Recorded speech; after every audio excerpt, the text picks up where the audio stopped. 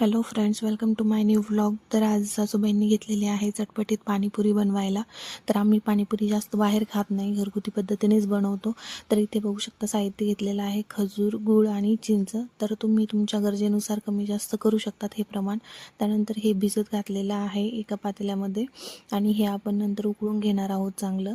आणि त्यानंतर रात्रीच मी काबुली चना भिजत घातला होता. तुम्ही वाटाणाही घेऊ शकतात, पण मी काबुली चना घेतलेला आहे. आणि त्यानंतर हे बघू शकता चिंच, गूळ आणि खजूर एका पातेल्यामध्ये उकळण्यासाठी ठेवलेला आहे. तर हे व्यवस्थित उकळून घ्यायचं आहे.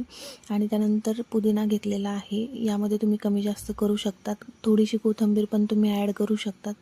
आणि त्यानंतर इथे 3-4 हिरव्या मिरच्या, काळं मीठ आणि थोडं चवीपुरतं आपलं साधं मीठ आणि त्यानंतर थोडेसे जिरे घेतलेले आहेत.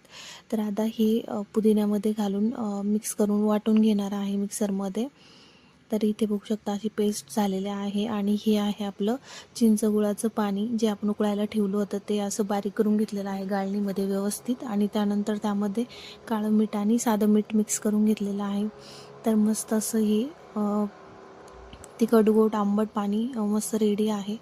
तर या पाण्याने तुम्हाला म्हणजे किती ॲसिडिटी होत असेल कोणाला तरी काहीच होत नाही आणि अजिबात त्रास होत नाही. तर हे पाणी तुम्ही आरामात फ्रीजमध्ये 8 दिवस ठेवून स्टोअर करू शकता.